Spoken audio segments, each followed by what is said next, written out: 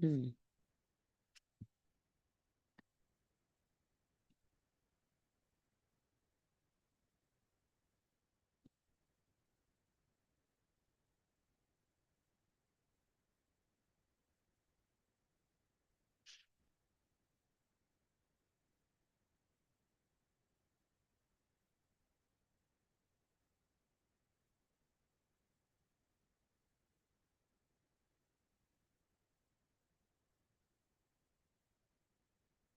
Let's see.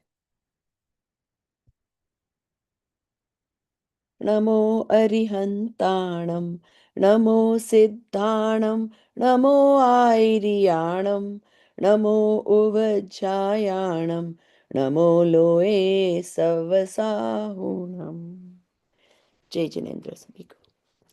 So, let's see here. We had few more pages of Ahinsa left, right? Yeah, that's right. First, where did we stop?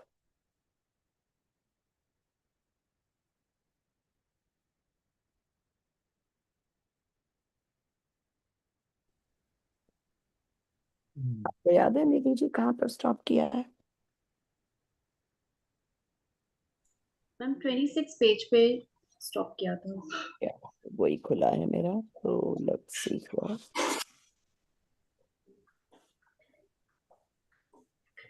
आप start करेंगे वहां से? Actually Yes. थोड़ा सा का brief synopsis कर लेते हैं अभी तक हमने क्या पढ़ा है. So he talked about the kind of violence that's going on in the world, right? There is so much nuclear arms that one could destroy another nation multiple times, or even the world for that matter multiple times. So, and why is all this happening? It's all due to greed, attachment, all those things. And तो राग आदि की उत्पत्ति ही हिंसा है. तो इसीलिए हम ये सीख रहे हैं तत्व का सही स्वरूप and the reality, so that रागों की उत्पत्ति में ही हमारी प्रवृत्ति नहीं रहे, है ना. तो चलिए वहां से 26 से स्टार्ट करते हैं.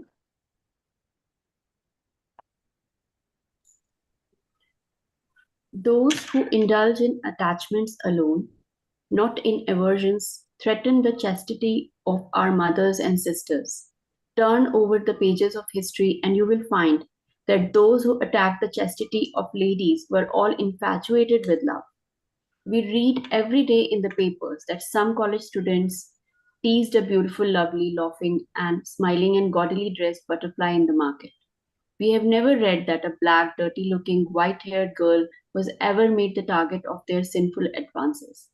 We tease those only whose very sight inspires attachment. Thus, the root cause of all the five sins is the feeling of attachment. So says Pandit Daulat Ramji in Chehadala. यह राग आग दहे सदर ताते समामृत से ये चिरभजे विषय कषाय अब तो त्याग निध पद पेये. Attachments, aversions, etc. are such a fire that is never extinguished. Just as fire burns in the winter, the summer, in the day, in the night, in fact burns always, same way these feelings of attachment and aversions always impart unhappiness. This fire may be of neem or of sandalwood. It doesn't the work of burning only. It is not as if neem alone burns and sandalwood causes cold. Sandalwood may be cool and cold giving, but its fire will always burn. Fire is fire irrespective of whether it is neem or sandalwood. Likewise, attachment, whether it is towards our own people or towards others, whether it is towards good people or bad, it is violence and evil. It is not so that attachment towards our own people is good and that towards others is bad. Attachment towards good people is also bad since it is violence. Let us understand this clearly. This wonderful principle of Mahavir is a great invention of Jain philosophy. As long as we do not understand it with depth it deserves, we cannot understand the non-violence of Mahavir. By terming the origination of attachment, etc., as violence, Lord Mahavir has opened wonderful vistas of fundamentals. If we keep aside our own accepted conceptions of the nature of things and try to understand this great truth with a pure heart, we can definitely comprehend this wonderful truth of philosophy. We can achieve it, accept it, and live it in our lives. If we can do this, we can, without any doubt, surely and easily attain happiness and peace. Violence due to aversions, etc., also originates due to attachments only. Let us ponder over this deeply. How did aversion that caused material violence arise? The aversion for the man whom we loved originated only on account of his ungentle behavior or due to his being an obstruction in the possession of a particular thing that we liked most. If somebody defames our teacher, who has been a benefactor, or somebody who misbehaves with our parents, who have offered their all to us, we naturally develop a feeling of aversion for that man. If we Hmm. treat that man violently, that violence will be due to aversion. Considered deeply, it would be clear that behind this violent attitude is the esteem and love that we have for our teachers or parents. So, such violence due to aversion is also, in fact, due to attachment. The word attachment is very pervasive. It includes all perverted feelings. The whole of delusion, including wrong faith, which also includes aversion, is called attachment. However, here by adding and others, aversions, etc., have been referred to separately. Some may argue that there would have been no controversy if instead of attachment, etc., the word aversion, etc., were used, for everybody understands that aversion causes violence. In that case, attachment would have been covered by etc. Thus, we would have elaborated our point, and that would not have disturbed the minds of the people of this world.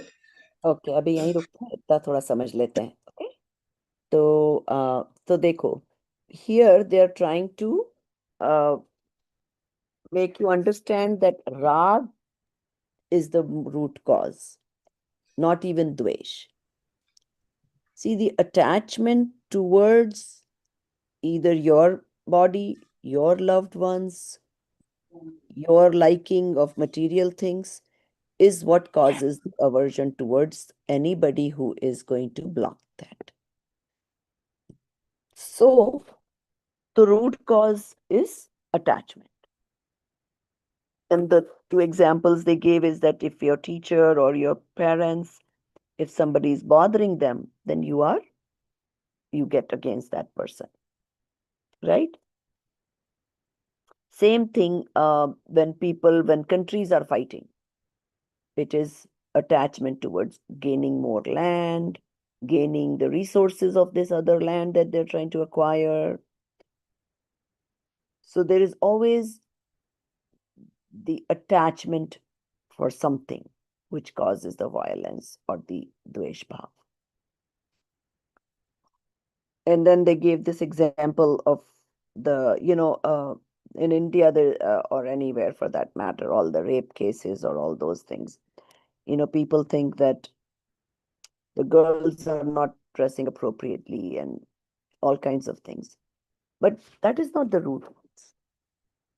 Again, same thing, attachment is the root cause. We cannot make our attachment a reason for others to have to change them.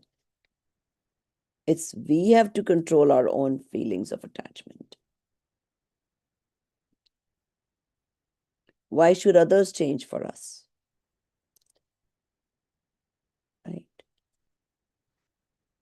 So he has given so many good points in this book that make us understand the hinsa, violence, and non-violence both in the proper perspective. And okay, let's continue. Bahubali, will you read? Sure. But if the word attachment was not used so specifically, those who treat attachment as religion would never have accepted it as violence and the position would not have been clearly stated. It is for this that attachment has been clearly specified here, and aversions, etc., have been included in the etc. Dull and hard-hearted disciples do not understand the language of science. They require things to be explained very definitely and clearly. In spite of so much care, there are people who hold that attachment means impure or excessive attachments only, not pure and weak attachments. It has, however, to be considered that Mahavir must have in his mind the most pervasive meaning of attachment. When he used it in the definition of violence, did he not know that attachment is pure and impure, or weak and strong? Some again argue that the feeling of attachments towards the pleasures of five senses and passions is violence. But how can religious attachment be called violence? Attachment, however, is attachment. It does not make any difference what the object of attachment is. Do you not know that the religion attachment, fanaticism, which you want to keep outside the limits of violence, has caused so much bloodshed in the world? In fact, rivers of blood have flown on that count. If you turn the pages of history, you will know that lakhs of Jews were put to death in the name of religion. Even before our eyes, Hindu, Muslim, and Shia Sunni riots are results of religious attachments. Even behind the confrontations between the Digambaras and Svetambaras, the same love of religion plays its part. Is there any limit to foolhardiness? We want to save the religion of non-violence by staking our lives. We cannot present non-violence by staking our lives. It breeds violence only. We are forgetting this solid truth today. Attachment towards religion is not any kind of religion. It is only kind of attachment. As such, it is attachment, not religion. Religion lies in detachment only. Wonderful things have happened. Even the followers of complete detachment today have begun to treat attachment as religion. It is as if water has caught fire. Mahavir himself was a completely detached saint. How could he call attachment religion? When one becomes detached soul, he leaves all attachments, breaks the shackles of attachment towards everybody. One cannot become completely detached person with attachment towards anybody or anything whatsoever. The natural conclusion, therefore, is that if religion lies in detachment, then attachment naturally should be irreligion. It is strange that we do not try to understand such a simple thing. This truth cannot be understood without abandoning our preconceived notions. There are three categories of sons. We can understand it in the following manner. 4 of you came to my place. When properly seated, I called my son Paramatma Prakash and asked him to bring a glass of water as per my habit. The son, however, understands that there are 5 persons, including the 4 guests. He brings 5 glasses and also a jug full of water, for he understands that the season being hot, some of the guests can have 2 glasses also. It is not a question of milk or tea, which one may hesitate to demand.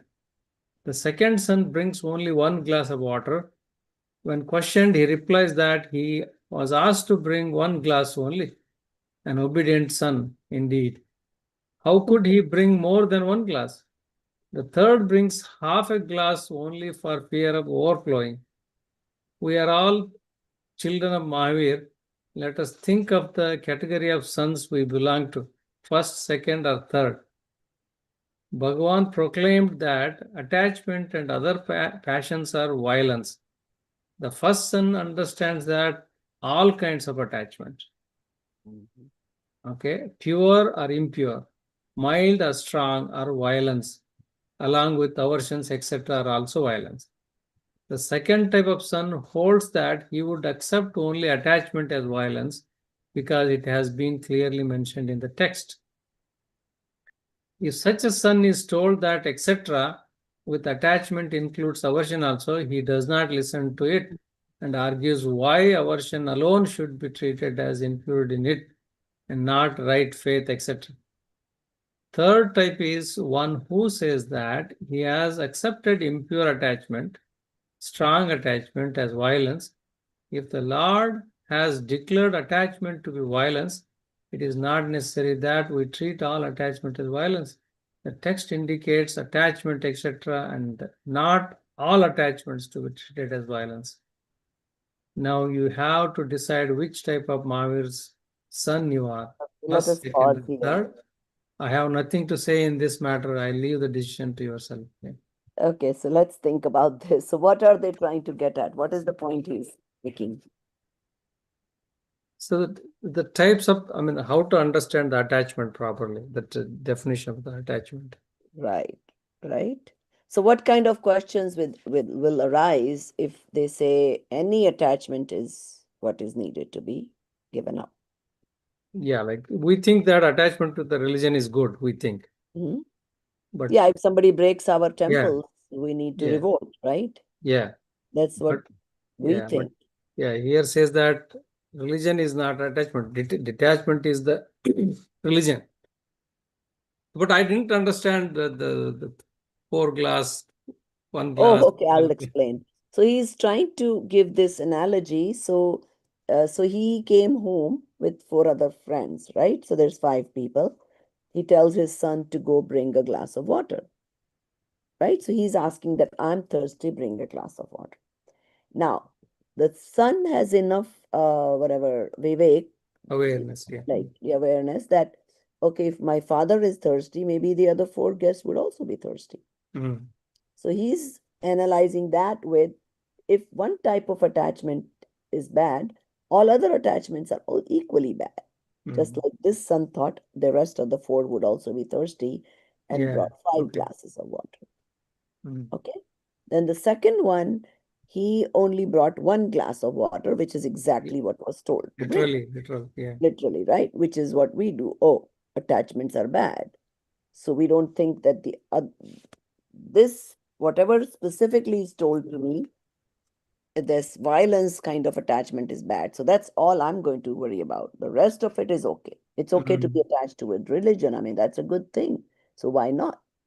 That's what happens with most people. They make those excuses. Or we brought our kids into this world. So it's our duty to be attached to them and protect them and whatever, right? Don't we all think of those kind of arguments? Yes. Mm. So that is what he's talking about with the second son. Now, the third son brings only half a glass. Fearful one, yeah. The fear of spilling.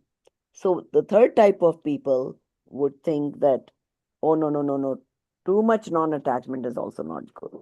Let me limit it to only this much. And other places, it's okay. Mm-hmm. So that's what he's saying. No, the first son was the right one because he is the one who has understood the non-attachment.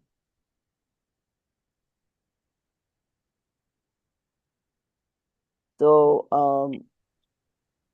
How is he understood non-attachment? Because the first son? well, in this case, he's given the example of the water and how many glasses. But if we were Viveki, we would know that when we are told that we need to be not attached, attachment is what causes violence. If we understood that all kinds of attachment is violence, Right. then we are like the first son. That's what the point is trying to. Mm-hmm. So we cannot justify that attachment to religion is okay or attachment to teacher is okay, even though it may happen in our bhumika, right? The way what is our status of attachment? So there's a difference between saying that no, at this level I cannot be attached to my kids or my teacher or my religion. But we need to recognize that I have not reached that level of detachment. Never justify that, oh, how can we not be attached to our children, or how can we not be attached to grandchildren or teachers or religion or religious gurus or whatever. So what they're saying is that at least understand the way the things are. Even if you cannot do it today, that doesn't mean that you justify and make it think it's, wrong. So, and again, there is going to be nimitic. We cannot say that, oh, I'm still attached to my family extremely, but when it comes to religion protection, I will say, oh, the book told me not to be attached, so I'm not going to do anything to protect my religion. No, that doesn't go like that. So if you're at that level where you are attached, then it is your duty to do whatever it takes to protect the religion or the tirth places or whatever it is. Okay. So, okay. So let's continue to read. But Thus, in your mind, you should understand yeah. that all attachments eventually have to be left. Thus, we see that Mahavir, in his exposition of violence and non-violence, has used the word attachment in its all-embractive meaning. All types of attachments are included in it. It also includes aversions, etc., since they are just the other side of the matter. The question here is possible. Does violence happen only with the origin of feelings of attachment, etc., irrespective of the fact whether a creature dies or not? Does the death of a creature have no relation with violence? Yes, please. The matter stands like that only. The world, however, says that until creatures are destroyed and animate beings exterminated, how can we call it emergence of violence? This ignorant world connects death with violence. Consider deeply, truth is otherwise. If the death of living creatures is regarded as violence, we shall have to regard their birth as non-violence. For life and death are events opposed to one another, like non-violence and violence. By regarding birth as non-violence and death as violence, the understanding that these days violence is spreading in this world disappears automatically. For the ratio of life and death is always equal. One who is born dies, and one who dies at once takes birth somewhere or the other. To save oneself from this complication, if somebody regards life and not birth as opposed to death, the matter will become more complicated. For a person lives for a number of years, while death is a transitory stage. Thus, by treating death as violence and life as non-violence, non-violence would occupy a stronger position when people accept with one voice violence is spreading these days. So neither birth is non-violence nor life, and so death is also not violence. Whosoever are born naturally die, then how can death be called violence? In this world, death without violent feelings is not called violence. Lakhs of people die when there are heavy floods. It is only said that, oh, it was terrible devastation, destruction, great loss of life and property. But it is not said that there was any violence in it. However, where police opens fire to quell some violent demonstration, and even when a single person dies, it is said that there was a havoc of violence. It is reported in press in bold letters. The man in the street demands that the murderous government should resign, but nobody calls the government murderous after devastation caused by floods. The people of India know this fact very well, and in their heart of hearts, the truth is deeply ingrained in their innermost being. There is a strong faith in non-violence. A very clear proof of this is that after the gas leaking tragedy of Bhopal, Madhya Pradesh, the government obtained a majority of more than two-thirds even after the demise of thousands of people. While in Rajasthan, the chief minister had to resign after death of one person only in police firing. The reaction of the people after the inhuman murder of Srimati Indira Gandhi was the same. The countrymen showed by their vote that they were totally against the heinous murder and violence. Consequently, Indira Congress got unique success. Everybody knows that such a great majority could not be had even if Srimati Indira Gandhi had herself fought the election. In fact, this was not a victory of India Congress of Sri Rajiv Gandhi. It was victory of non-violence over violence. The Indian people have clearly voted for non-violence as opposed to violence. Considered from the natural depths, the Indian people are, even today, the worshippers of non-violence, which is ingrained in their very existence, just as oil in till seed or butter in milk. Natural calamities do arouse the feelings of sympathy and compassion in the minds of the Indian people, but that does not agitate their minds, does not excite them. However, when there is deliberate violence, the minds of people become agitated and excited. This anger towards murders and massacres of the Indian people express their deep faith in nonviolence. To comprehend this deep understanding and the strong faith of the Indian people in nonviolence, we have to dive deep in their hearts. We shall have to study their behavior pattern very critically. We cannot do by looking at the surface only. Mahavir is deeply ingrained in the innermost of Indian people. His influence goes very deep in their lives. Death can be a devastation, not murder, not violence. The law of land also recognizes this. If somebody fires a gun with a view to kill somebody, but if fortunately the man fired at is not killed, the shooter is comprehended as a murderer. However, when a doctor performs an operation with an intention to save the patient's life, and even then if patient dies on the operation table, the doctor is not regarded or termed murderer. If death is regarded as violence, the doctor would be a killer, and the shooter with a view to kill will be non-violent if the target does not die, which is not proper, and he cannot be regarded as a non-violent. The conclusion is that the occurrence of death or otherwise has no connection with violence, while it is with the presence of feelings of violence. Suppose I am speaking somewhere like this and somebody hits me with a stone, which however goes off from near my ear with a whiz. I say to the man, "What are you doing? What would have happened if my head had broken?"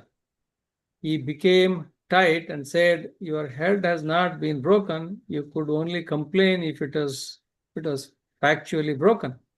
I explained to him, then I would not have said anything. I would have been taken to the hospital. Man with perverse consciousness thinks that violence would have occurred only when the head has broken. I ask you, if violence is in my head, which when broken would bring it out? Was violence to rise in my head or in his heart? In fact, violence rose in his heart when he took up the stone for hitting me. Violence rises in the heart of the violent, in his soul, not in the object of violence. We should understand this very clearly. Death due to murder is material violence, but ordinary death is not even material violence. Attack on others with violence in mind and soul is called material violence.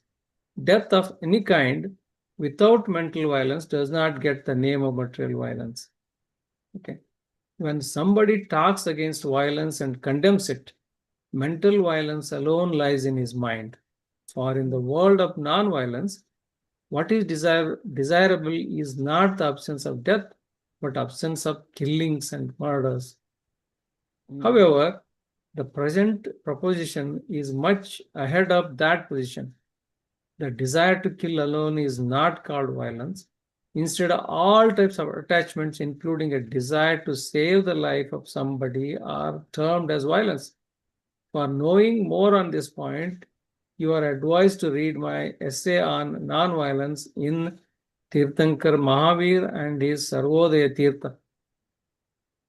Desire to kill or save others is interference in their lives.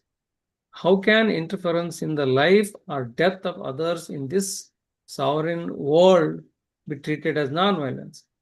Like the condition of no war between two countries, non-interference in others' affairs is also completely included in the feelings of non-violence. If an attack on others is violence, so is interference in their affairs. It is an attack on his sovereign powers. According to Mahavir, every soul is a sovereign matter. It is completely responsible for its own good or bad. Any kind of interference therein is not acceptable to the godly scheme of things. Acceptance of this supreme truth is the worship of Bhagavati, non-violence. Bhagavati non-violence is the supreme achievement of the life work of Mahavir. It is the cream of his holy divine voice.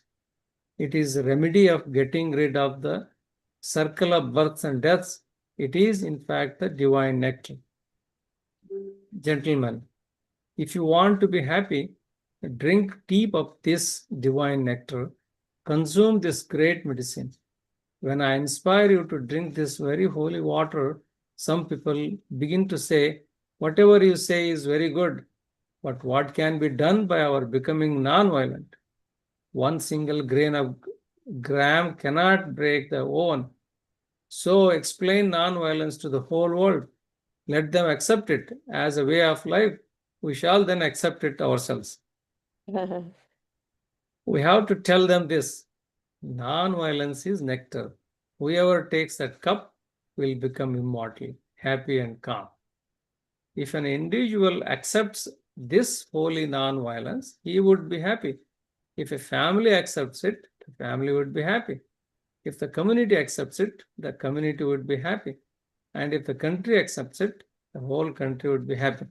Therefore, rather than push things to others according to the saying, charity begins at home, we should ourselves start this holy mission of understanding and accepting non-violence ourselves sincerely with the true heart. What else to say?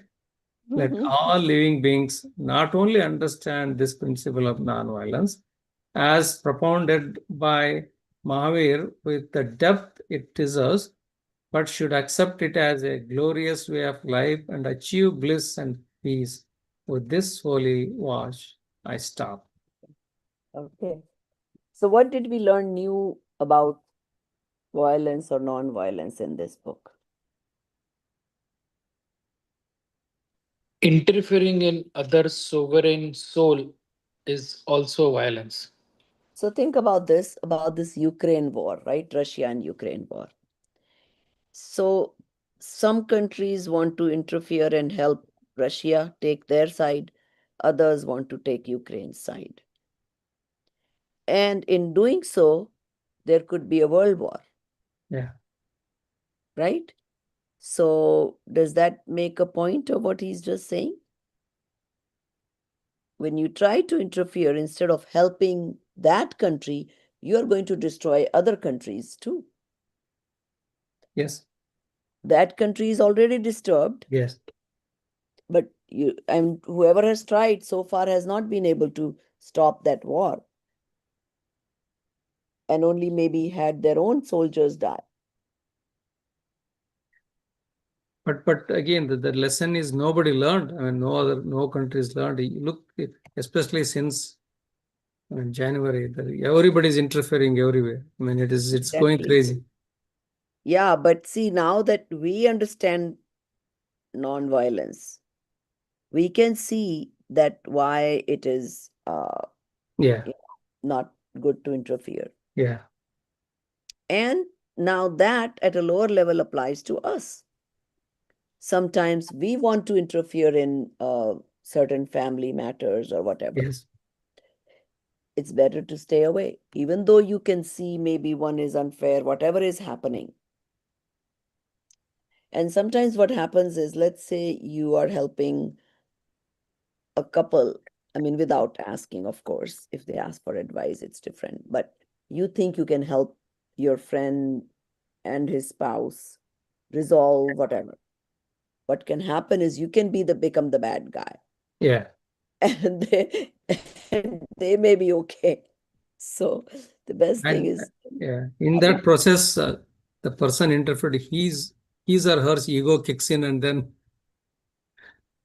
exactly. will be unhappy because And of the you're attachment taking that they will listen to. sides, Yeah. and they're like, no, no, no. I mean, they're attached to each other anyway, whether it is brother Yeah. sister fight, whether it is husband wife, doesn't matter. And sometimes instead of resolving, you can get into trouble. But life still brings lot of situations.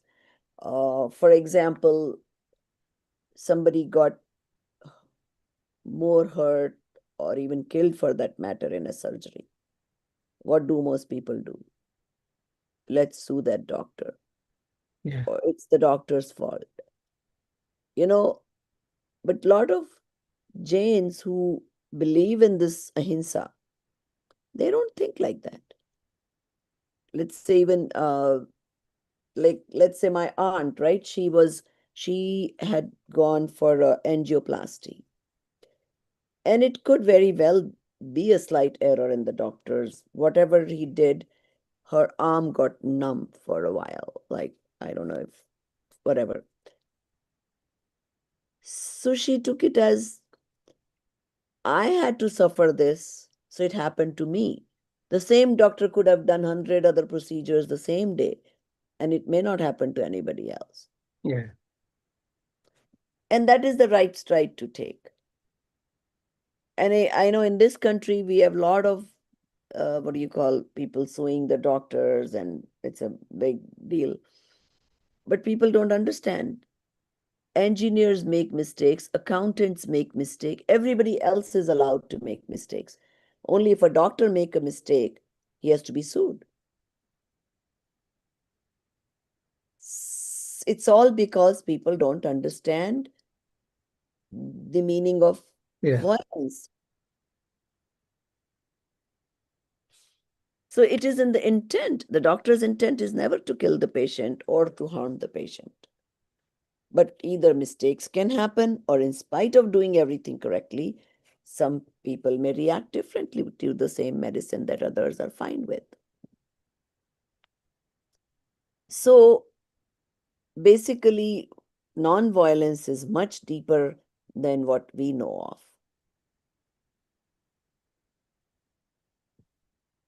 And understanding it should give us more sense of peace.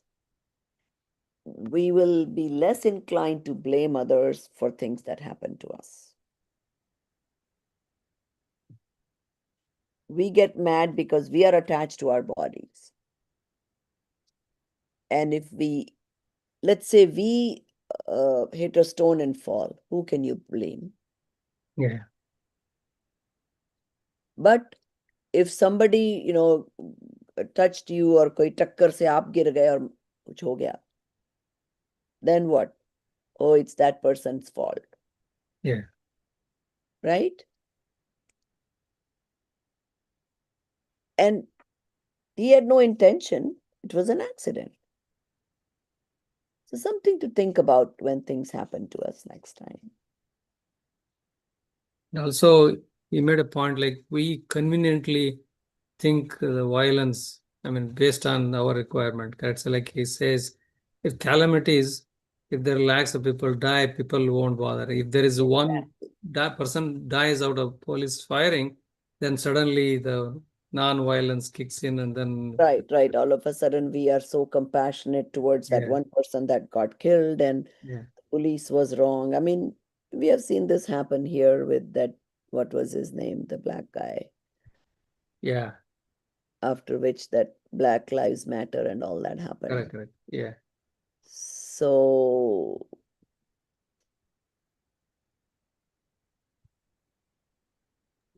and then on the other No, hand, Prabhaji, if you take that example of the black guy being hurt, right? So, but he was intentionally beaten up.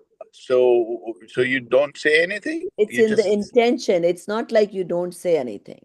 Yeah. It's in the intention. If yeah, it is but the proven same that thing. the No, you're police saying that actually if had a Ukraine and Russia are at war, we should not be involved. I'm not quite sure how that would then anybody who's bigger will just keep getting bigger. Not everybody has the best of intentions. okay, so why is the war happening? Oh, I don't know, but one of the wars is attachment. Russia wants more land. Right. They want more land, they want the resources that Ukraine has to offer, Right, right? right, So now let's say America goes and helps Ukraine. right, Now there is another country now that favors Russia. right, So now those countries got involved in the war. right. Then another third, I mean, that's how world wars happen, right? That then all countries start pitching it, half No, them. but it's not necessary. It could end after Russia, U.S. helps. It's not necessary Has that you'll US have a been third able world war. to, I mean, US has a lot of army. Have they been able to help Ukraine? No. Because they're not really helping Ukraine. They're not really helping Ukraine. Uh-huh. They- But But No, America I has don't done I don't fully interference. agree that you don't do anything. If There's Russia nothing to wants to take agree or over some other disagree. yeah, country, No. There's nothing to agree or disagree. The what agreement start? is that whoever interferes is interfering because of attachment. that I agree. Yeah. That's all. We are not saying that Yeah. in certain situations it is okay if you have that rag, if you have the attachment, then you are going to do it no matter what. No, but you're saying that, but we are saying that that is even violence. Even that is violence. Yes, Yes. that's all we are trying to understand. So No, like, but yeah, That no, but any what? kind of attachment is violence. Yeah. yeah, that I agree. Okay. That I agree. That's the main point we are trying to learn here. Yeah, but here we are saying that because you supported a smaller guy, all of a sudden it's going to be third Why world do we war. support a smaller guy? What are you saying? If you Because we support are compassionate, we have attachment towards it, and then right, we are saying that, okay, let me support this guy so I can protect whatever.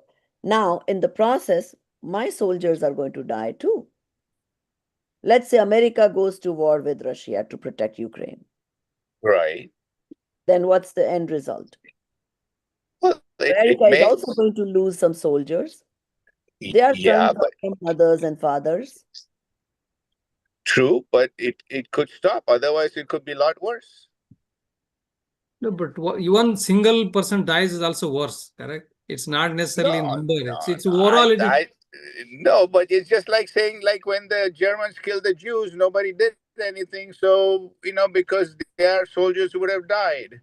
So No, no, what? but You just let them kill anybody and as many as they want? I think Yes, what I got here concept is everything is wherever the attachment is, it's all violence. It is one person or 100%. Yeah, even okay, if so you let's interfere also talk it's No, about, violence. but here you're let's, saying okay, that no, if no, whatever is Viraj, happening in let's the world, understand by this we example. just say like, oh, it's okay. It's attachment, so I should not do anything. No, no, No, no. If you no. have the attachment, you will get the thought of helping, in which case you will. That's the whole point about it we are trying to understand. So let's say Think Muniraj, okay? They're in the right, jungle. What's happening in the jungle all the time? Animals eat each other. Yeah. Somebody is killing the other animal, right? right. Constant. Now to think about this, if Muniraj starts saving, protecting this mice from the cat and this deer Yeah. from the lion, and when will he be with himself? What he took the Diksha for? He has to let nature happen. Otherwise, we It, should be compassionate about all those living beings that are being killed by the stronger uh, being. to a certain extent, we Why have to. don't we go and go in the jungle, protect all of those that are getting killed by the tigers and lions? And What can we we? do? Is it practical? No, but you got to do whatever is practical, right? Right. So no, I just get the feeling like we're saying that helping or getting involved in something in essence is Ah, not good. No, that's not what we are saying. When we are at this level yeah. where we are attached, that bhav will come and you will react. But still, the shraddha should not change. Yeah, that I agree That that it is still attachment is attachment. what is causing me to do this. Right. Hmm. Right? Yeah. Muniraj will not do it, even Hmm. if he sees actually somebody killing somebody's baby, their own Hmm. child for that matter, Hmm. because the attachment is missing. Because Muniraj is evolved, correct? He completely in Yeah, himself. I think what I understand from here is understand the core definition of himsa and non-himsa. that's all we are trying to Yeah. understand. And Hmm. then at Okay. what level you Not are? there yet. Yeah. To Yeah. understand, we are doing all these Yeah. examples. Because it's Right. not simple. It is so big. It is the Mhm. definition is not simple as okay, killing ant is violence. No, not that. It goes and talks about interference in minute level is I also mean, what Trump just got shot in Pennsylvania, and the same thing. The bullet just went near his ear and little bleeding, and that's it, and ended up killing somebody, some innocent guy. yeah.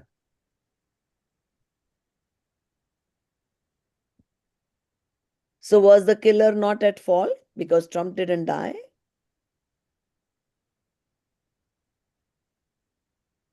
No, yeah, he was definitely at fault because the ahimsa started in his heart. Right. Now, I'm sure if you ask him, he will justify. He has a very valid reason why he wanted to kill Trump. Because he took away my, I don't know, maybe he was one of those that was getting benefited from some of these things that he took away. Hmm. So he has a very valid reason. Shouldn't he kill then?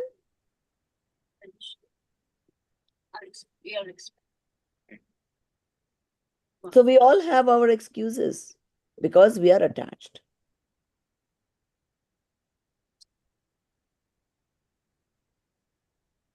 So the root cause is attachment, is what we are learning from this book.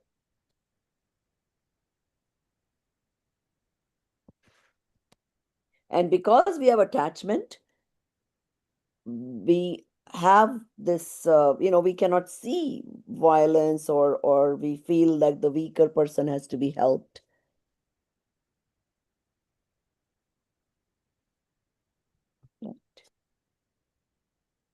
And I mean, that doesn't mean that we forcefully deny help. Oh, now that we learned this lesson about violence. No, if you are at that level where you are attached, then you don't discriminate that I'm not going to help here, but I'm so attached to my child that I'll do whatever I, can for that, for him. That's not how it works.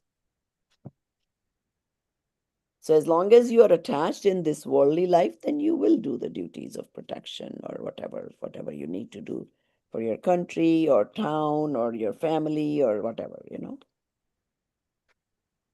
Rather, you won't be able to help it until your own attachment reduces.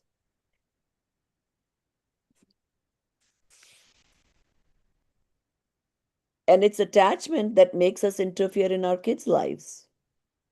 Do they always appreciate it? No. No. If our child doesn't invest well, oh my God, we want to go to the extent to help him invest and this and that. Why? Leave him alone. It's his life. He wants to make his decisions.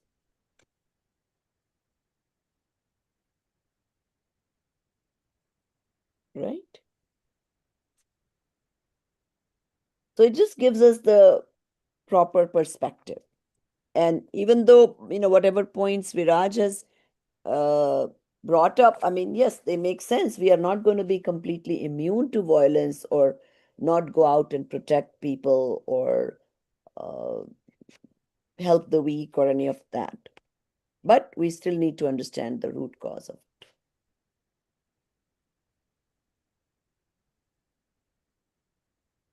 Okay, if any questions in so far, whatever we have learned.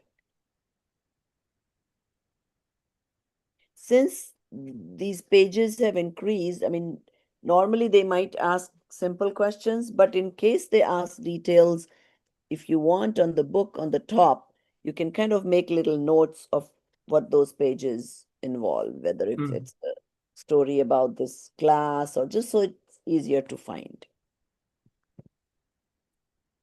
But it was a well-written book, I think, to explain us, with all these so many examples and everything. Okay.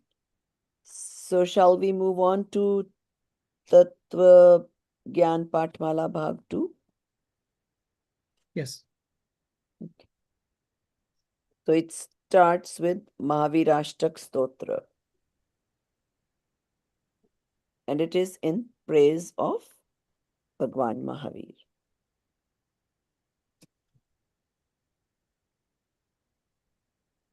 Okay. I'll give, Amitji, do you want to repeat? I can read the Sanskrit part. And there's a little tune to it. I've kind of heard it before. I'll wait till you guys open it. Is it open? Right? Do you have it open now? Yeah, give me 1 minute. Yeah, Okay. okay. Ye chaitanye mukura iva bhavash chadichita samam bhanti dravya vyavajana janila santo tarahita jagat shakshi marga prakatana paro bhanuriko yo Mahavir Swami Nayan Pathgami Bhavatu Me. So you can read the meaning of it.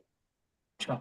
Just as objects in front of a mirror are reflected in it, in the same way, all the infinite objects, both soul and non soul, with their origination, destruction, and permanence, are at the same moment reflected in omniscience, Keval Gyan, and who is the seer and knower of the world and illuminates the path of spiritual perfection.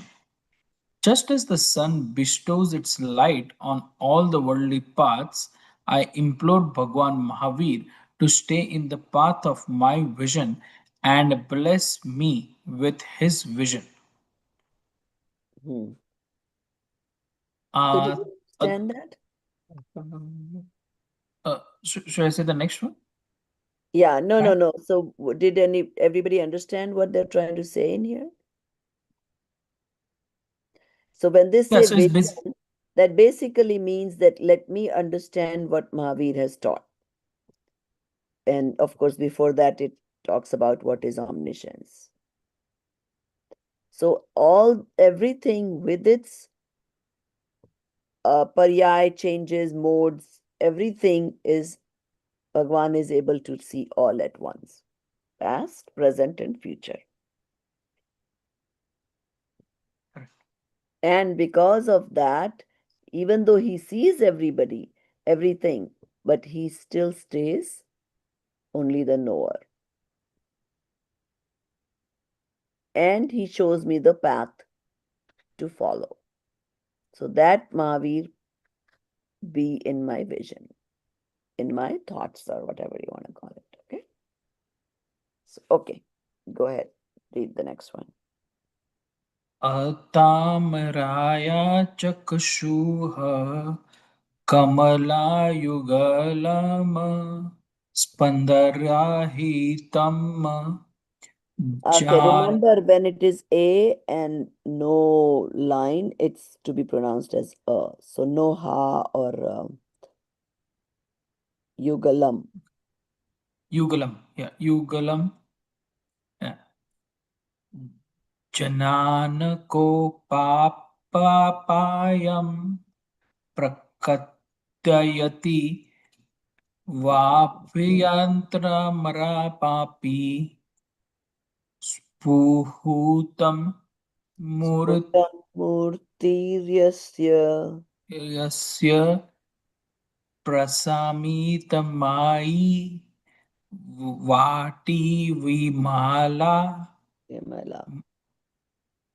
Mahavir Swami Nayan पथगामी Bhavatu me. भवतु में ना Bhagwan Mahavira, whose lotus like eyelids do not flutter and whose eyes are free from any redness, thus revealing the absence of both external and internal passion like anger, and whose expression is clearly calm and exceedingly pure, may he be in the path of my, our vision.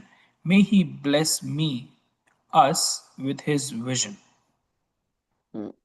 So why do you think Bhagwan's eyes don't blink or no redness happens? There is no internal passions or like anger or something, Right? right? So it No doesn't emotion even is display present, on the and face. also he does not need the external um, Vision, eyes. indriyas to see, Hmm. even though they exist, but he is knowing through his soul, not through the eyes. Yeah. But you, even if the eyes closed, also it does not matter. Correct. That is true. Mhm. Eyes closed or open really Mhm. doesn't matter. The only reason the murtis, the Gambar murtis have it, I guess, looking inwards, they say, is to depict that he is not interested in the world. But otherwise, it doesn't matter whether his eyes would be open or closed or half closed or whatever. Okay, let's do the next one. नमना केन्द्रली मुकुता मानी भज जल Jal, bhajal jatilam. भजल जलितम Atila. तलम लसत पाद पादम भोजाद्यायामिह यादीयं तनुमृतं तां भवज्वालासनताई प्रभवति प्रभवति जलं वा स्मृत स्मर्तमापि स्मर्तमपि महावीर स्वामी नयनपथगामी भवतु मे नः Bhagwan Mahavira, whose radiant lotus feet are intertwined with the lustrous rays from the jewels of the crowns of the humble Indras, and who merely by being remembered can extinguish the worldly flames of suffering for embodied beings as water extinguishes fire, may such Bhagwan Mahavira be in the path of my vision. May he bless me, us, with his vision. Mhm. So now this is talking about how the Indra looks at Bhagwan, and just by remembering Bhagwan, Sharir Dhariyu Kissa, that the sorrows are taken away just by looking at Bhagwan's Murti with the calm face. Okay, read यदर् one more, then somebody else can read. Yeah.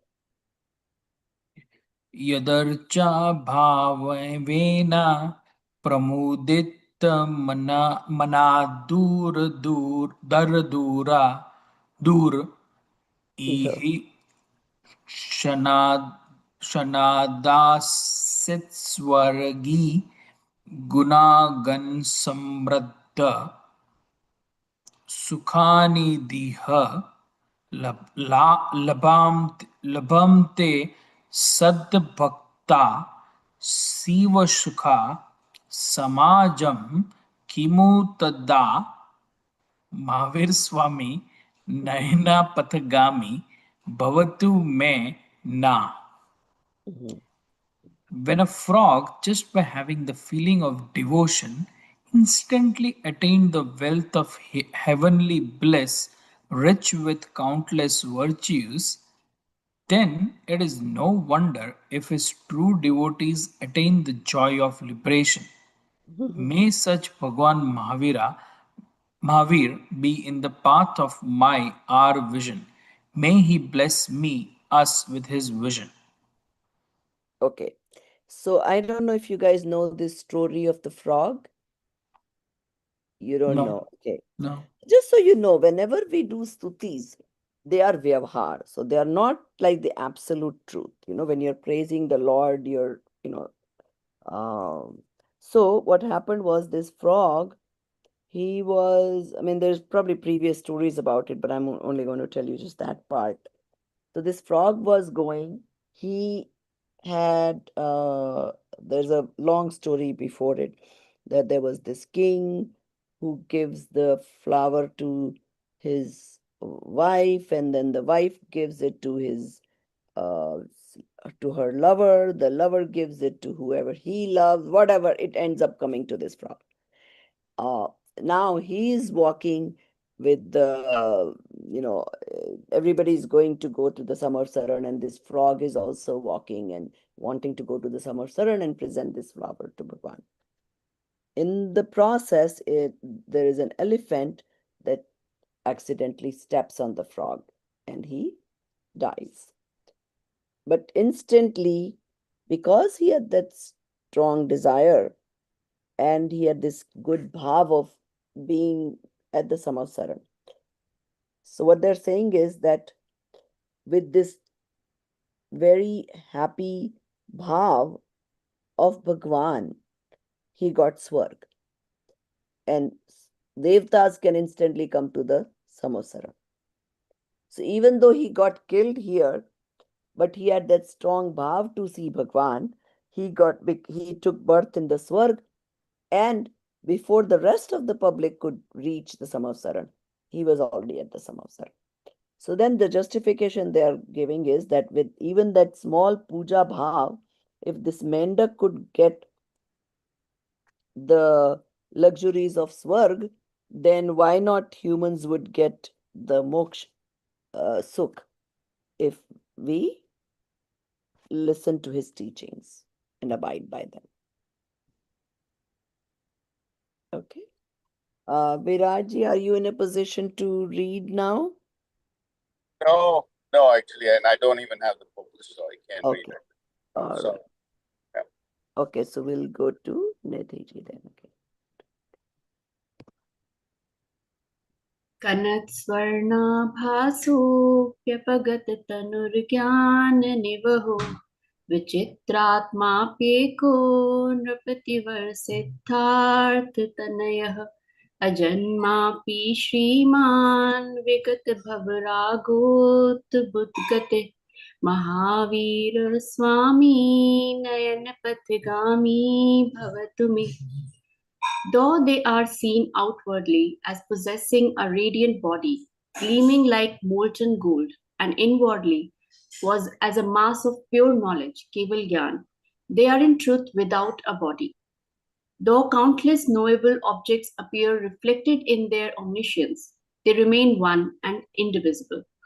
Though born, though born as the son of King Siddhartha, they are in reality unborn. Though endowed with the glory of omniscience and the magnificence of Samavsharan, they are entirely free from worldly attachment. May such a wondrous embodiment of marvels, Lord Mahavira, be in the path of our vision. May he bless us with his vision. Hmm. So here now what they're saying is that in spite of he's having the body, he's within himself with his soul, right? And even though his body may look with the golden shine and everything, but with themselves they are without body, right? They don't attach themselves to the body. So it doesn't matter to them whether to others if the body looks beautiful or not. It doesn't matter to Bhagwan. So, and there is so many he was in that life son of Siddharth, but once he reaches Keval Gyan, he is birthless. So it doesn't matter if he was somebody's son in that life. Then, even though he got Keval Gyan and Samavsaran, everything, still he is not part of it. So all that external is happening because of Uday of his Tirthankar Nam Karma. But he is not attached to any of it. Such Mahavir stay in my vision. That's what it is. Okay. Next. यदीया वाग्गंगा विविधनयकल्लोल Vimla बृहच्च ज्ञानाम्भोभिर्चिकति जन्तां या स्नपयति इदानीमप्येषा पुच्छन्मरालः परिचिता महावीर स्वामी नयनपथगामी भवतु मे.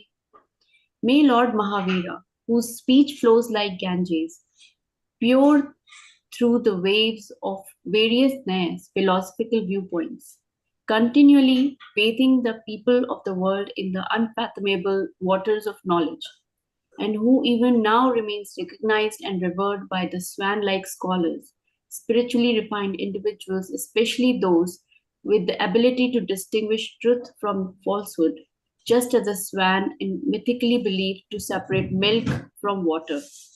Lord Mahavira be in the path of our vision. May he bless us with his vision.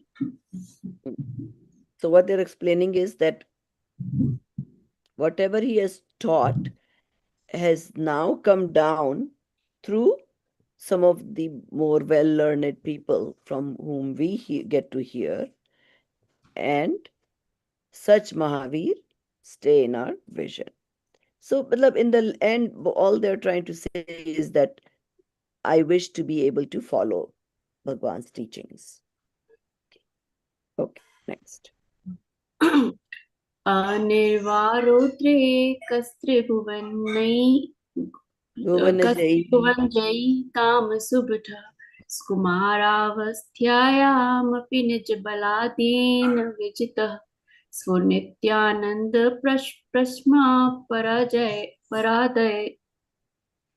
Padarajaya. तद्राज्याय सजिनः Mahavir Swami नयनपथगामी भवतु मे.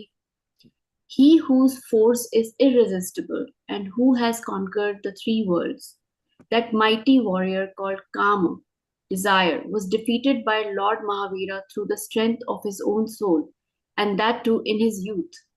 As a result, the radiance of his boundless power and eternal bliss shines forth. Lord Mahavira be in the path of our vision. May he bless us with his vision. So you understand. So now again here he's saying that even though he knows everything about all the teen lok, he has, what has he won? Even the kam means the attachment, rag, and all those things have lost the battle with him. Now, when in his youth, because in the Digambar Parampara, Mahavir Bhagwan was a Bal Brahmachari. And because of that, now he has infinite Virya, Shakti, Gyan, everything. So such Mahavir be in our vision. Okay, the last one. Shall I read? Yeah, you can finish it here. महामोहान्त प्रशमन पराकस्मिक भिषक निरापेक्षो बन्धुर्विदित महिमा मङ्गलकरः शरण्य साधूनां भवभयप्रतामुत्तम गुणो महावीर स्वामी नयनपथगामी भवतु मे. The one who is selfless, physician for curing the great disease of delusion, who is a selfless friend of all living beings, whose glory is known throughout the world, who is an instrument for great auspicious deeds, and who is the refuge for monks terrified of the cycle of birth and death. May such Bhagwan Mahavir, endowed with supreme virtues, be in the path of our vision. May he bless us with his vision. Mhm. So here again, he is compared to a doctor who can calm down the disease of moha, right? Attachment and aversion. So those people who he is completely without any uh, intention for himself from all the jivas of the world. And we are all familiar with his glory, and his praise is good for us. Then now तथा भव भय से भयभीत साधुओं को जो शरण है. So even the sadhus, they take refuge with Nimit of Bhagwan, and such Bhagwan with all those attributes be in my vision. Okay. Now that last two lines you can finish. महावीराष्टकं स्तोत्रं भक्त्या भागेन्दुना कृतं यः पठे शृणयत् या चापि स याति परमां गतिम्. The one who recites and listens to this Mahavirashtak Stotra, devoutly composed by esteemed poet Bhagchand, Achand. attains supreme state, moksha. So those who understand Bhagwan ke gun and abide by them, they will eventually reach the moksha. Okay, very good. So this is, I think, a very popular that people do sing, right? आपको मतलब याद भी था निधि जी के? Ma'am याद है but थोड़ा इधर उधर पैरास हो जाते हैं. We sing like at home now together we sing this. Oh, very nice. Okay, good. Okay. So then we'll move on. We still got time. So next chapter, शास्त्रों के अर्थ समझने की पद्धति. So when you read the Shastras, how to understand its meaning. Okay.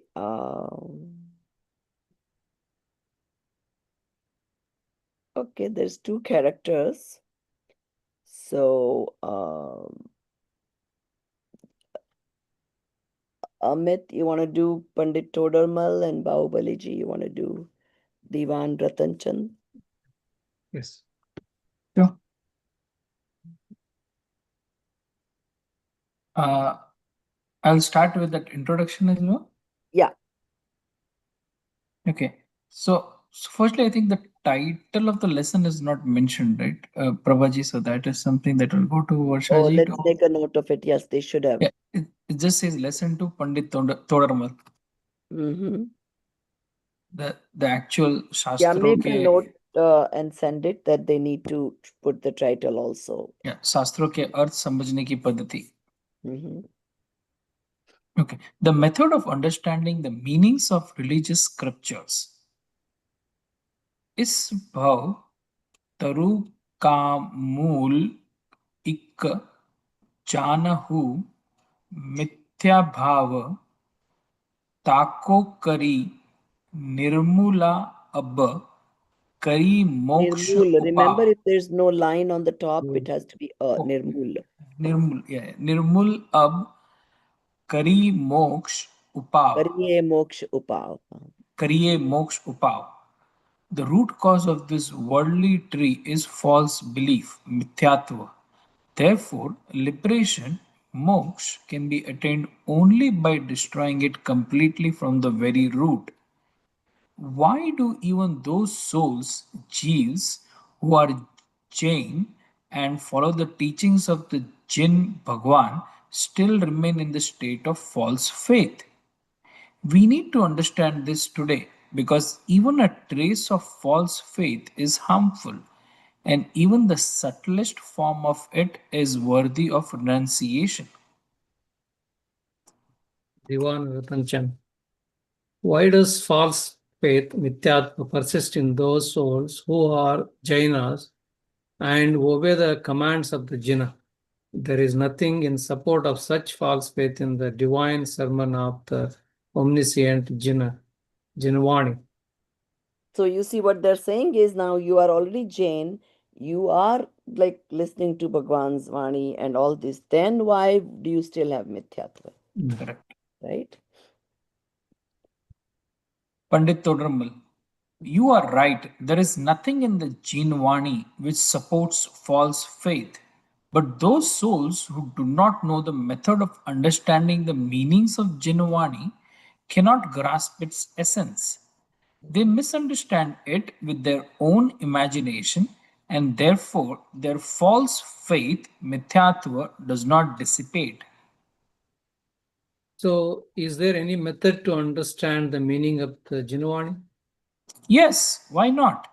Every task must be performed, and every concept has to be understood in its own method. Until we comprehend that method, we cannot perform any task well, nor can it be understood correctly. So, what is the method to understand the meaning of the Jinvani teachings of the Jina? The Chinwani contains descriptions in the form of real, nischay, and convention, vyavhar. Due to lack of understanding the true nature of these real and convention, the common people fail to grasp its essence. Similarly, the Jinwani has been written by dividing it into the four scriptural expositions, anuyogas, anuyogas. Each scriptural exposition has its own distinct method. Until we understand that method, we shall not be able to grasp the essence of the Jinwani even after reading it. Mhm. Kindly explain to us today the nature of real and convention and the method of scriptural expositions. I've already explained real and convention in detail a few days ago and had also elaborated on the four scriptural expositions. Yes, we have a basic understanding relating to them, but today we want to understand them in the context of the methods for interpreting the scriptures. If you know the nature of real and convention, then tell me what is meant by the real and what is meant by convention. That which is real in essence is called the real nischaya, and that which is figurative is called convention, vyavara, or it can also be said this way, describing the state, bhava of a substance, dravya, exactly as it is in its true nature is real viewpoint, nischayana, whereas describing the state of the substance in terms of the attributes or states of another substance is conventional viewpoint, vyavarnaya.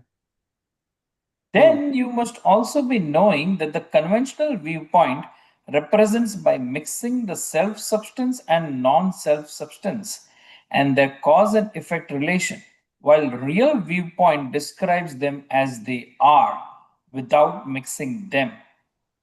Yes, I know that too. All right, then tell me, who are humans and animals? Hmm. So you understand now what they're trying to get at? So they're Yep. saying that both perspectives have a place in Jinvani, right?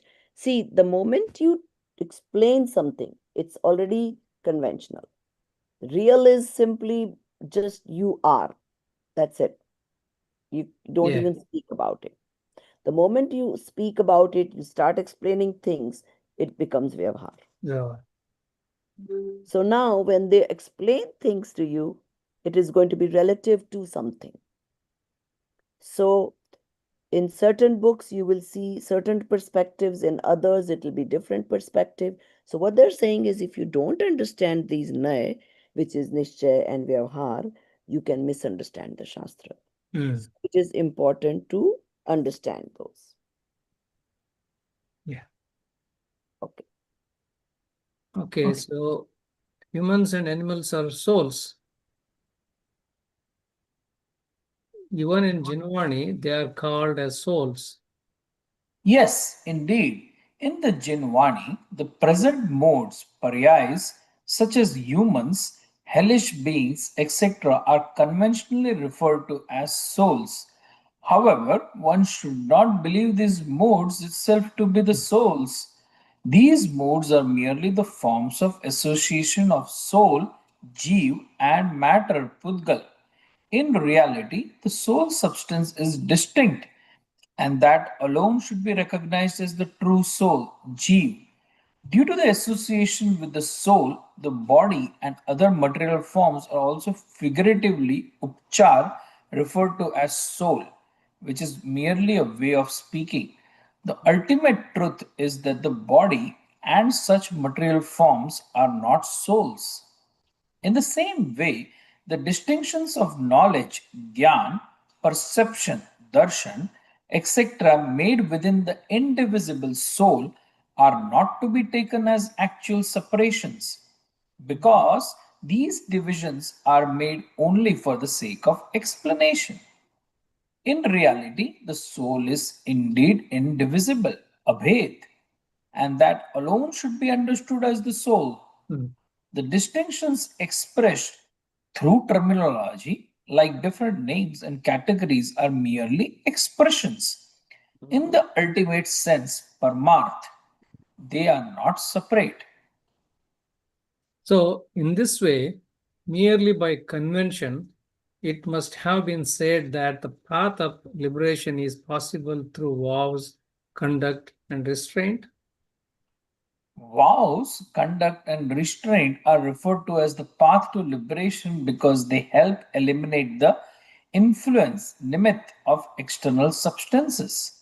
Mm. But one must not consider these alone as the path to liberation, because if the acceptance or renunciation of external substances were to be attributed to the soul, then the soul would become the doer or destroyer of external substances, paradravya. But no substance is dependent on another substance. Therefore, the soul, by renouncing its passions such as attachment, etc., becomes dispassionate. In real essence, the state of dispassion alone is truly the path to liberation. That is why it was said that until we are able to discern which statements in the Jinwani conveys the absolute truth and which are spoken from a practical conventional viewpoint for the sake of explanation, we remain in delusion by considering everything to be uniformly absolute truth. Then, why was the conventional viewpoint mentioned at all in Jinvani? The ultimate truth cannot be explained without convention, vyavhar. Therefore, even though it is not the truth, convention is mentioned in Jinavani. How can the teachings of the real not be possible without the convention?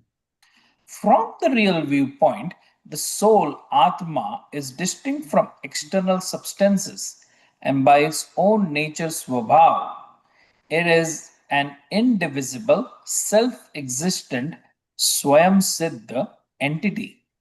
Those who do not recognize this cannot understand it if explained in this way alone. To help them understand, from the conventional viewpoint, distinctions of the soul, such as human, hellish being, etc., were made based on the association with external substances. Paradravya, like the body and the soul, was identified in forms such as human soul, hellish soul, and so on.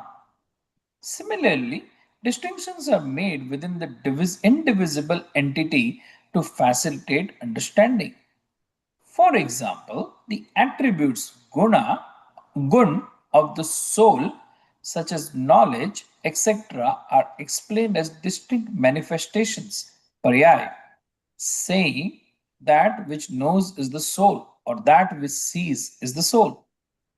Just as a foreigner cannot understand without using his language, those accustomed to convention cannot comprehend reality without the use of convention. So Then did how? you guys get that? I think we studied Yeah, this in Talbot also, right? There's a Yes. correct. lot will be repetition that when you want to explain, then you have to mix the body and the soul and say that, oh, that lion is a jeev or snake is a jeev, that type of thing. But at the same time, you have to know the real, which is the nishchay, that jeev is separate from that body. So, okay, continue. Then how should we consider it? Where the statement is made primarily from the real viewpoint, Nischay Nai, it should be understood as the ultimate truth. And where the statement is primarily from the conventional viewpoint, it should be understood as it is not truly so, but a figurative expression, upchar, based on external conditions such as instrumental causes. Is instruction based on conventional viewpoint effective only in guiding others, or does it also serve one's own purpose? Until one realizes the nature of reality as presented by the real viewpoint, one should determine the nature of things through the path of the conventional viewpoint. Therefore, at the lower spiritual stages, even for oneself, the conventional viewpoint is indeed effective. However, if one regards the conventional viewpoint as a figurative expression, upchar, and uses it to properly understand the nature of reality, then it is truly effective. But if one regards the figurative expression in the same way as the real and firmly believes it to be the ultimate truth, then it becomes ineffective. In the same way, if the discourse of the four scriptural expositions is not understood correctly, one fails to grasp the true nature of reality. Therefore, one should thoroughly comprehend the proper method of interpreting the four scriptural expositions. Please, please briefly explain the method of exposition of the Prathamana Yoga. In Prathamanuyog, the diversity of the worldly cycle samsar, the consequences of merits and sins punya pap, and the conduct of great souls are described to inspire souls towards the path of righteousness, dharma. In Prathamanuyog, the main stories, kathas, are preserved in their original form. However, among their contextual explanations, some are retained verbatim, while others are adapted according to the author's interpretation, though the underlying purpose remains unchanged. For instance, it is true that Indra was present during the auspicious events Kalyanakas, Kalyanak. Kalyanakas, Kalyan, Kalyankas of the Tirthankars, but the exact words of Indra's praise may not be identical to what is documented. The words may differ. Similarly, the dialogues between certain individuals might have been different in actual form, but the compiler of the text, Granthakarta, may have presented them differently while still serving the same purpose. Similarly, in some instances, contextual or illustrative stories, kathas, are also composed by the author of the text according to their own interpretation. For instance, in Dharma Pariksha, the stories of foolish individuals were documented, but these may not be the exact stories narrated by Manoveg, but because they serve to illustrate the nature of foolishness, they are narrated. In the Prathamanu Yoga, even if someone acts inappropriately with righteous intent, they are still praised. For instance, just as Vishnu Kumara ji, out of devotion to righteousness, removed the affliction Upasarga faced by the monks, although leaving the monastic state to perform this act was not appropriate, Vishnu Kumar was praised due to the prominence of the aspect of compassion. This should not lead others to abandon a higher righteousness, dharma, to embrace a lower one. Performing acts of praise and worship for the attainment of offspring or the curing of diseases and suffering leads to the bondage of sin, pap, due to the absence of nikamsit, anga, Yep. free from desires, and the presence of mournful meditation, artha dhyana, known as nidan, longing or craving. However, since the individual, though deluded, did not engage in more grievous sinful actions such as serving false deities, their efforts have been praised. Yet, using such behavior to justify the pursuit of worldly goals through religious practices is not appropriate for others. So do you understand that in Vyavhar, certain things can be praised for some specific behavior? We read in that Raksha Bandhan, right? That Vishnu Kumar was Yeah. praised because he protected the sadhus. Yet his doing that act as a sadhu was not appropriate, so he had to step down from being Muni to a normal Shravak, and then he did that. So going back to even our violence and all that, in certain situations, it is appropriate to help because we still have rag. We are not Muni state. That's why I was giving that example that I did when Viraj asked about the Muni not interfering in the killings of animals amongst each other. But in our state, right now, when we are still Ragi, it can be our duty to protect our families or protect our nation and things like that. Yeah. So we can switch reading roles if you want, Amit Yeah, ji. we can do that. Yeah. So, Yeah. well, today because Viraj cannot Yeah, but read. no, I can read Totem Yeah, also. yeah. We can just interchange. Yeah. Oh, I see. Yeah, good Yeah, idea. yeah. Yeah, let's do that. What is the method of exposition in Karunanu Yoga? Karnan. Karnan Yoga is the exposition which consists of an explanation of the realities that can only be comprehended by Kevala Jnana, omniscience. Kevala Jnana encompasses all of the worlds and realms, loka loka is included.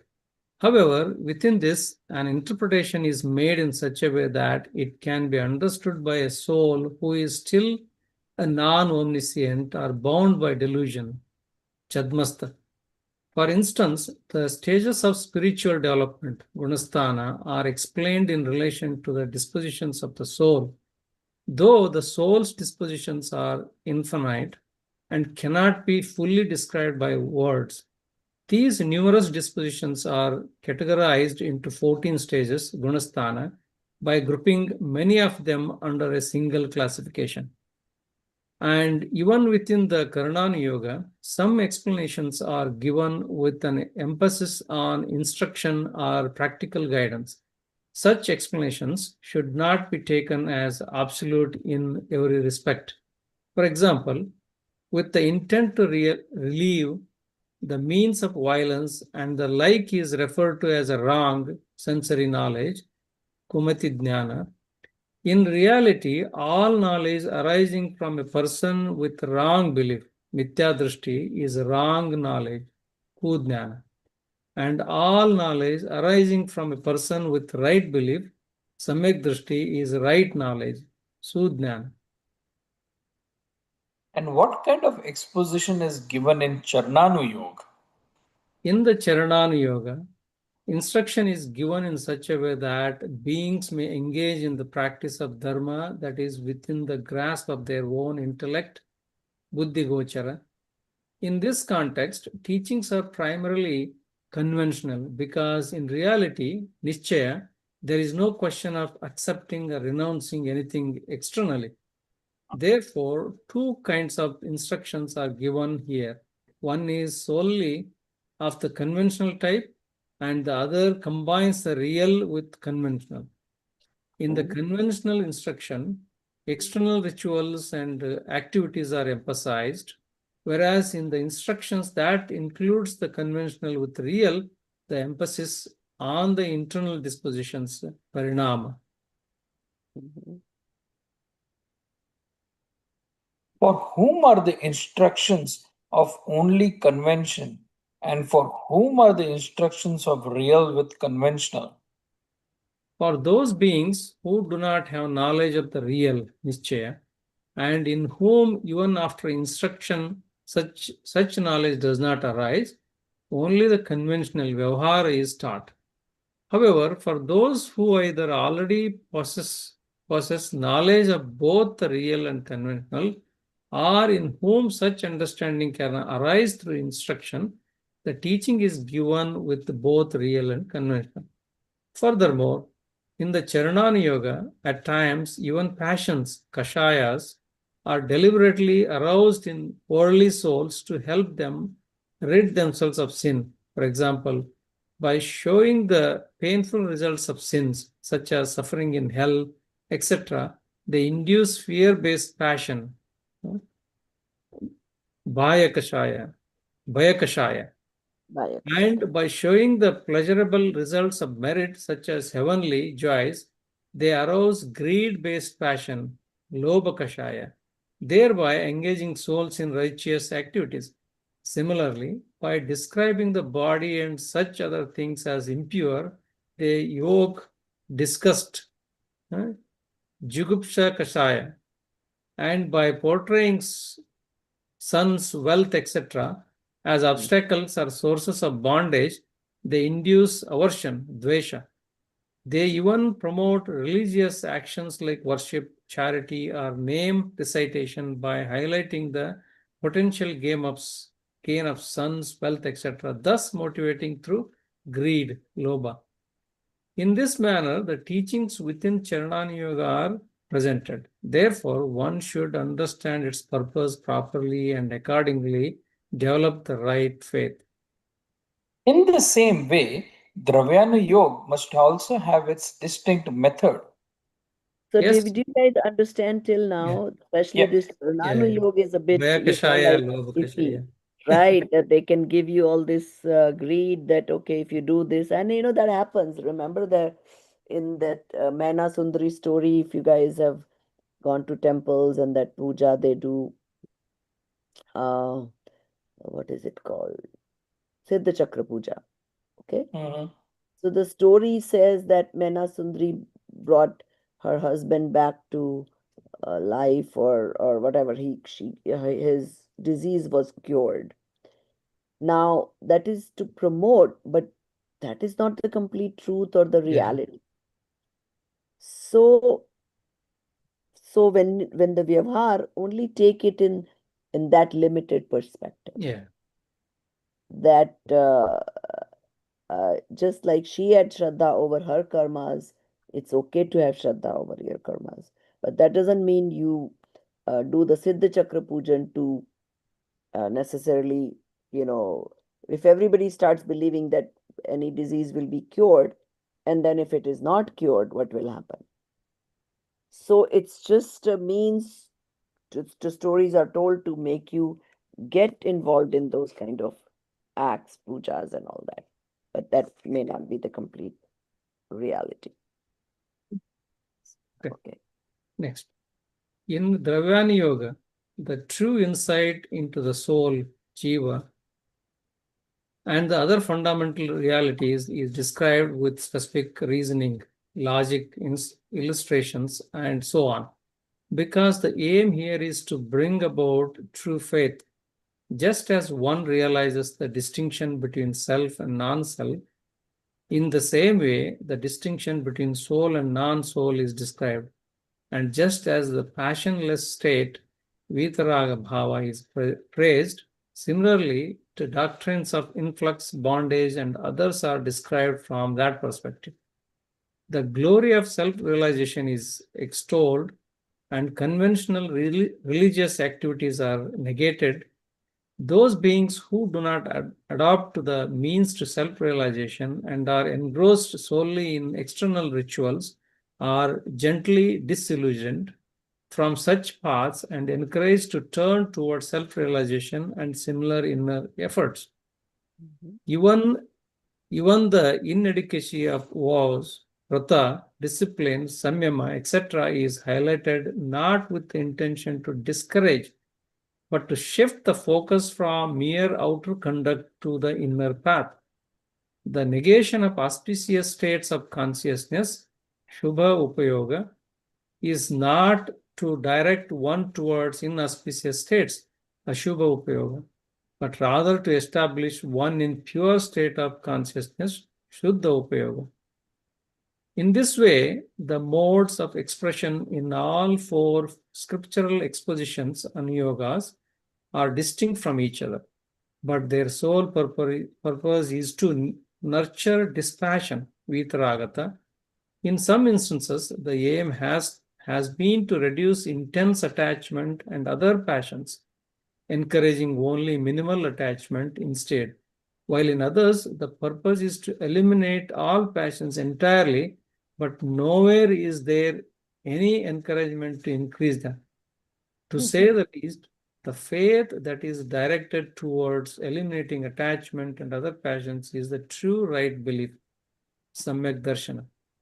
The knowledge that is directed towards the eradication of attachment and the other passions is true right knowledge, Samyak Jnana.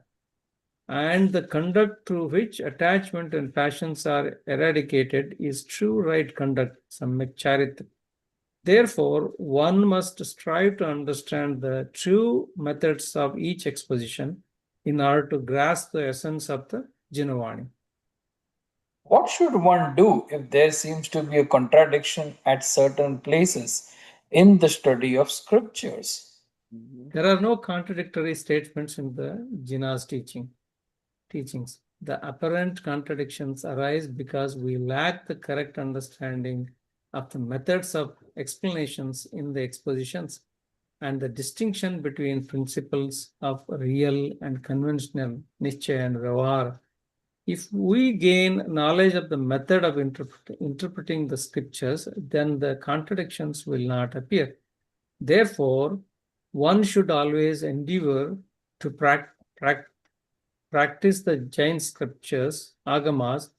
The first step on the path to liberation is said to be the knowledge of the Jain scriptures. Hence, practice the study of the scriptures with the right understanding, and you will surely attain liberation. Very good. So, what did we learn in this chapter? These anuyogas are bringing the different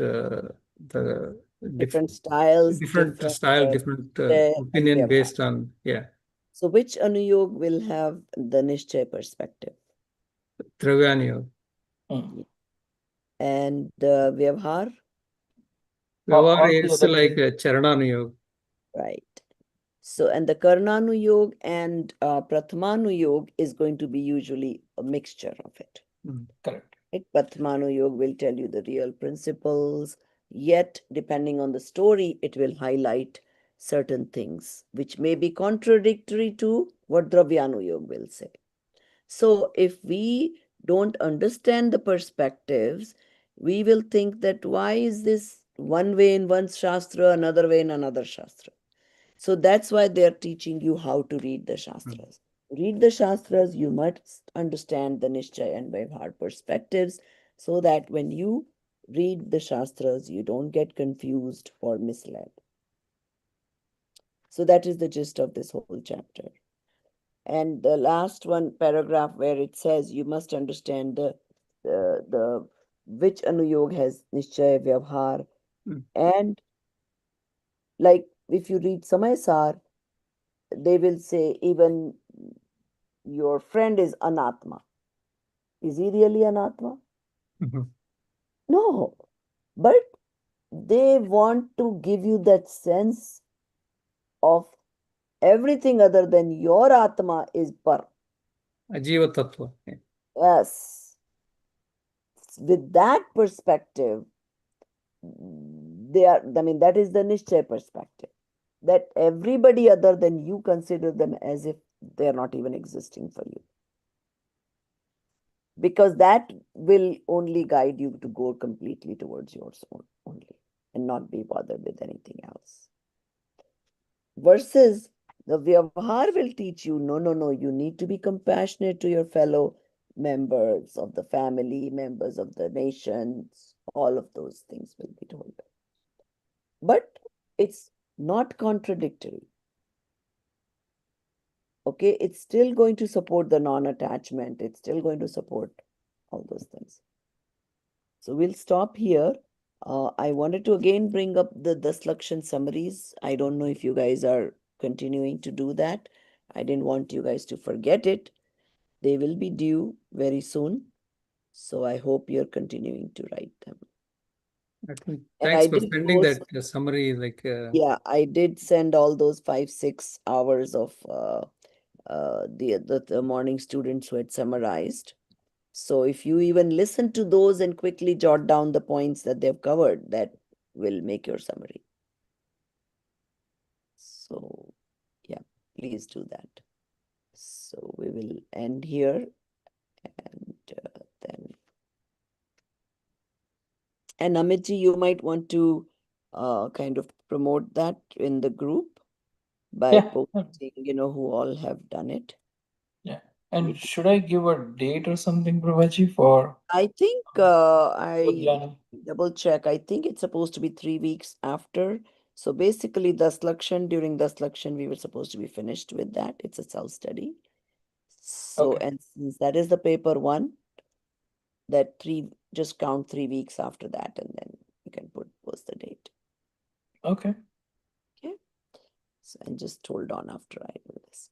Sahajanandi Shuddha Swarupi Avinashi Hu Atma Swarup Sahajanandi Shuddha Swarupi Avinashi Hu Atma Swarup Sahajanandi Shuddha Swarupi Avinashi Hu Atma Swarup निज निधि निज में बताई यह अनंत उपकार है इसके लिए जिन वाणी माँ को वंदना शत बार है वंदना शत बार है जय जिनेन्द्र सभी को नमः।